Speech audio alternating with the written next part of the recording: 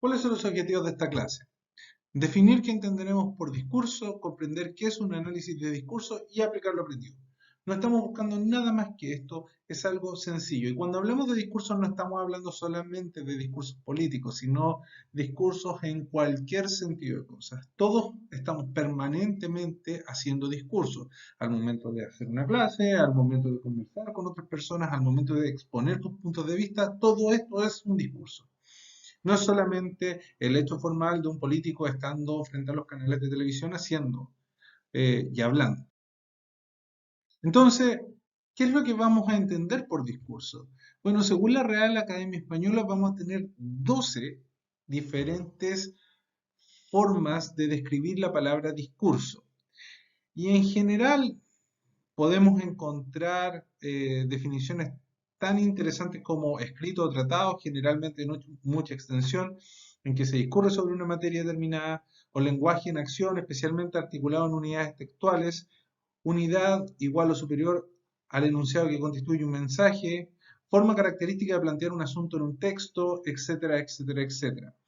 En general, lo que nosotros vamos a ver en un discurso es una unidad lingüística que nos va a permitir generar o decir algo acerca de algún tema en particular, algún tema en específico, y el discurso, por lo tanto, va a ser un planteamiento general de ello. ¿De acuerdo? Lo vamos a entender bastante sencillo o muy similar a lo que eh, vamos a ver, por ejemplo, en la definición 5, que es razonamiento de exposición de cierta amplitud sobre algún tema que se lee o pronuncia en público. La idea en general de los discursos es que podamos expresar a través del lenguaje lo que queremos decir o lo que estamos pensando. ¿Cuál es el problema que nos da un discurso? Bueno, la mayoría de los investigadores tarde o temprano se van a enfrentar a textos o a signos de diversa naturaleza, que no necesariamente van a ser lingüísticos y van a requerir ser leídos para su correcta interpretación, y esa lectura exige un análisis. Un ejemplo de signos que no necesariamente sean lingüísticos, por ejemplo, un saludo de beso, ¿ya? En la mejilla, cuando la gente se saluda de beso en la mejilla o dos besos en la mejilla, dependiendo de la cultura, de acuerdo, ya estamos hablando de diferentes tipos de interpretaciones no necesariamente lingüísticas, donde un investigador podría encontrarse con una diferencia en una sociedad distinta. Esto va a ocurrir no solo en áreas del saber como la lingüística o la semiótica, donde parece evidente que vamos a encontrar un problema en el discurso, sino que en otras observaciones etnográficas, en la revisión histórica de documentos, la investigación sociológica de la interacción, la sociología del conocimiento, la psicología social, la salud para poder conversar con los pacientes, y muchas de este tipo de cosas, por ejemplo, nos van a enfrentar a diálogos, a textos escritos, a entrevistas, en otras palabras, al lenguaje. A todo esto se le suma además la opacidad de un discurso, porque sabemos que el lenguaje no es transparente, los signos no son inocentes, la connotación va con la denotación, el lenguaje muestra pero también va distorsionando, va ocultando, lo que a veces se refleja directamente en lo pensado y a veces solo en un indicio ligero, algo sutil, algo cínico. Eh, es cuando de repente ustedes ven que hay un subtexto, cuando te están diciendo algo, pero en realidad no te lo están diciendo, algún tipo de lenguaje medio pasivo-agresivo o algún tipo de lectura entre líneas que ustedes no necesariamente están entendiendo, porque no necesariamente los seres humanos lo dicen todo a través de las palabras directamente. Si quieren saber más acerca de los problemas de un discurso, les recomiendo tomar este artículo de por qué y cómo hacer análisis de discurso de Pedro Santander del 2011, que es de donde saqué, por ejemplo, esto que está entre comillas, pero que es bastante interesante. Ahora, sí o sí, tengo que advertirles que es un poco más complicado de lo que lo estoy tratando de sintetizar. Pero al final la idea de analizar un discurso es que nos va a permitir saber qué quiso decir alguien cuando nos dijo algo. Y no estar permanentemente buscando un traductor o un libro para decir qué es lo que quiso decir. Y yo sé que ustedes, como tienen 18 años, 17 años, 20 años a lo sumo, la mayor parte de ustedes, en más de una ocasión se han encontrado ante esa situación de ¿será que me quisieron decir esto? ¿O será que me quisieron decir esto? Y después de mucho tiempo recién se empiezan a dar cuenta, ah, sí, eso era lo que me habían querido decir. ¿De acuerdo? Entonces, ¿de qué se trata esta técnica? Bueno, existen varias técnicas del análisis de discurso. Vamos a realizar un análisis cuantitativo-cualitativo, en otras palabras, un análisis mixto. Vamos a ver cantidad de cosas, cuantitativo, y cualidad de algunas cosas. Eso es cualitativo. El nivel de complejidad que nosotros estamos buscando en este curso es un nivel de complejidad bajo. Es algo bastante sencillo. No es que ustedes van a, después de analizar un discurso, poder funcionar como el traductor que tenemos en la imagen acá, donde dicen, cuando tengas hijos me vas a entender, tú lo pones la palabra y te dice, lo que tu mamá quiso decir es que cuando te tuve a ti entendí mejor a tu abuelita. ¿Quieres traducir otra frase? ¿Me estás avisando o me estás pidiendo permiso? Lo que tu mamá quiso decir es, pídeme permiso. ¿Deseas traducir otra frase? Es la misma historia. Ustedes no van a ser capaces de ir traduciendo todas las frases, pero sí quizás van a aprender a través de esta técnica a entender la lectura de los discursos y no quedarse solamente emolinados por lo bonito que alguien puede hablar, ¿ya? Sino que van a entender y tratar de buscar el mensaje detrás de lo que dicen las personas y cómo las palabras, al final del día, pueden resumirse en muy, muy pocas oraciones. Entonces, ¿cuál es el primer paso? Contar las palabras. Ustedes van a tener que ver los textos y decir, ¿cuántas palabras tiene este texto? Ahora no cuenten las palabras una por una.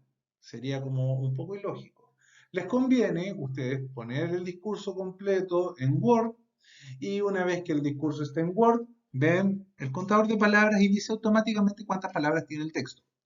Es una forma bastante más inteligente de contar las palabras. Segunda cosa, ¿cuáles palabras se repiten? Y cuando hablamos de cuáles palabras se repiten, por favor, recuerden que las palabras importantes que se repiten no van a ser conjunciones ni van a ser artículos, sino que van a ser, en general, palabras que tengan que ver con verbos o con sustantivos. También podrían ser adjetivos, pero son palabras que van a darle algún contenido al discurso. Los conectores, los hiladores en general, se van a utilizar, sí, pero no es menester de este trabajo contar ese tipo de palabras porque al final nos van a dar eh, numeraciones extrañas y van a estar notoriamente sobre medida en comparación a las demás palabras, pero no nos va a dar algún tipo de resultado. ¿Con qué frecuencia se repiten las palabras? Se repiten más sustantivos, se repiten más verbos, qué sustantivos, qué adjetivos, qué adverbios, algunos adverbios les podrían servir, se están repitiendo más. Eso nos va a indicar bastantes cosas, nos va a indicar temporalidad, pasado, presente, futuro, nos va a indicar acciones, nos va a indicar sujeto, objeto, etc. Y luego de eso, por lo menos saber cuáles son las 10 palabras más utilizadas. Si nosotros empezamos a contar las palabras y también podemos contar la repetición de algunas palabras con contadores de palabras en Word, vamos a poder definir, hacer un esquema de cuáles son las 10 palabras más utilizadas y por lo tanto, una vez que las tengamos, vamos a poder hacer gráficos y poder analizar esas 10 palabras más utilizadas. El paso 2 es el mensaje. Por ejemplo, acá, cuando dicen, creo que mi novia me engaña porque vi una chica parecida a ella con otro que la quería besar y ella no se dejaba, y el otro le responde, nah, esa no es tu novia, ella sí se deja. En ese caso, ¿qué es lo que quiso decir el mensaje? Si ustedes comprenden lo que hay detrás del mensaje, la, el subtexto, entonces van a poder entender qué es lo que quiere decir un discurso. Es súper relevante, después de escuchar completamente un discurso, empezar a considerar si es que entendimos lo que nos dijeron. El paso 3 va a ser analizar el triángulo de Bühler. Y en este caso, donde nosotros recordemos que tenemos el tema de emisor, receptor, objetos, ¿de acuerdo? Y el texto, vamos a tener que recordar quién es el emisor, quién es el receptor, qué canal estamos utilizando, en qué escenario o contexto se está dando toda esta información, porque ya definimos el mensaje, que era el quinto elemento. Entonces, una vez que nosotros podamos definir cada una de estas cosas, vamos a saber cuál era la intencionalidad del discurso. No es lo mismo que una parte del discurso lo diga un hijo o lo diga un padre. No es lo mismo que utilizando las mismas palabras ustedes les hablen a sus hermanos o a sus compañeros o a sus profesores. De hecho, un juego muy práctico y sencillo. Ustedes toman su WhatsApp y tomen el WhatsApp con su amigo más cercano. ¿Se lo mostrarían a su padre? ¿Se lo mostrarían a su madre? ¿Se lo mostrarían a cualquier persona que no conozcan? Entonces, si la respuesta es tengo dudas de mostrar estas conversaciones con el resto del mundo, es que significativamente el contexto en el que ustedes están dando los mensajes es muy diferente. El emisor y el receptor van a modificar la manera en la que se están comunicando. Aunque sigan hablando español, aunque sigan utilizando un código escrito, por ejemplo, de todas maneras, el escenario que se da en esta complicidad entre ustedes y sus mejores amigos es un índice importante en el análisis del discurso. El último paso va a ser la discusión o el análisis en sí. Y en este paso van a tener que responder a las preguntas: ¿qué nos dice el texto? ¿Qué provoca el texto? ¿Y qué opinión les merece el texto? Entendiendo el texto no solamente como un texto escrito, sino también puede ser un texto hablado o en lenguaje audiovisual podría ser un texto que además esté sumando gestos, gesticulaciones, música, movimientos, etc. Entonces lo que vamos a hacer ahora es que vamos a poner un video. Debería aparecer la posibilidad del link acá para que puedan ir al video y tratar de responder estas tres preguntas y con eso concluiremos la clase.